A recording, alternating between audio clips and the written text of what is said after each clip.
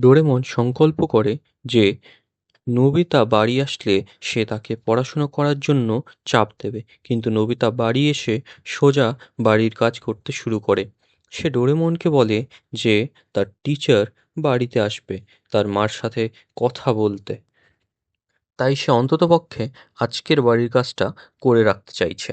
এসব কথা বলার মাঝেই হঠাৎ ফিউচার ডিপার্টমেন্টাল স্টোর থেকে একটি নতুন গ্যাজেটের স্যাম্পল আসে। এই গ্যাজেটের সাহায্যে যে কেউ অপর ব্যক্তিকে স্পর্শ করে তার ছদ্মবেশ নিতে পারবে।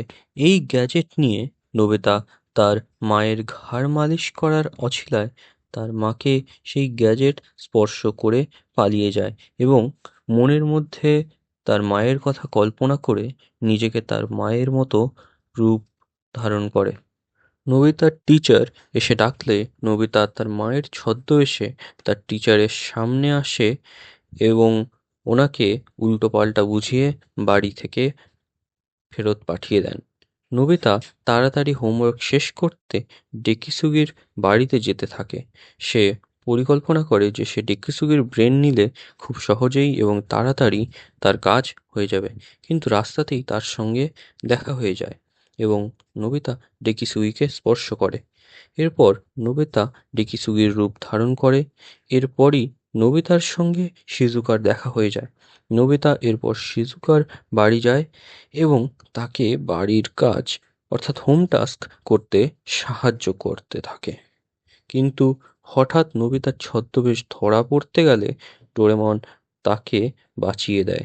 এরপর নোবিতা শিজুকাকে কিছু ট্রিক্স দেখাতে শুরু করে। ডোরেমন বাধ্য হয়ে নোবিতাকে বাইরে নিয়ে যায়। পথে নোবিতা এবং ডোরেমনের সাথে সুনিওর দেখা হয়ে যায়। নোবিতা সুযোগ বুঝে সুনিওর ছদ্মবেশ ধারণ করে। সে এই ছদ্মবেশ নিয়ে জিয়ানকে বিরক্ত করতে থাকে যাতে সে রেগে যায়। জিয়ান রেগে গিয়ে সুনিওর ছদ্মবেশী নোবিতাকে ধাওয়া করতে থাকে। পথে আসল এবং নকল সুনিওর ধাক্কা লাগে। জিয়ান দুজন সুনিওকেই মারতে শুরু করে। এরই মাঝে নোবিতা সুনিওর রূপ ছেড়ে জিয়ানে পরিণত হয়। দুজন জিয়ানকে দেখে খুঁজতে নোবিতা ও জিয়ান আলাদা আলাদা রাস্তা বেছে নেয়। হঠাৎ জিয়ানের মা এসে জিয়ানবেশী নোবিতাকে শাসন করতে থাকে এবং তাকে রাগ দেখিয়ে পাশের শহরে তার আন্টির কাছ থেকে কিছু জিনিস আনতে পাঠায়। এরপর নোবিতা সেই ভারী জিনিস নিয়ে জিয়ানের বাড়ির সামনে এসে অজ্ঞান হয়ে যায়। আসল জিয়ান বাড়ির সামনে এসে নোবিতার নিয়ে আসা জিনিসটি নিজের হাতে তুলে নেয়। জিয়ানের মা এসে জিয়ানের প্রশংসা করে এবং পড়ে থাকা নোবিতাকে উপেক্ষা করে তাকে নিয়ে বাড়ির ভেতরে নিয়ে যান। নোবিতার মা ডোরেমনকে জানায় যে বাড়ির সামনে একটি অপরিচিত ছেলে ঘোরাফেরা করছে। ডোরেমনের মনে সন্দেহ হয় এবং সে বাইরে দেখতে আসে। সে দেখে ছেলেটি আসলে কেউ না, নোবিতা নিজে, কিন্তু তার মুখ প্রতিনিয়ত পরিবর্তিত হচ্ছে, ফলে তাকে চেনার উপায় নেই।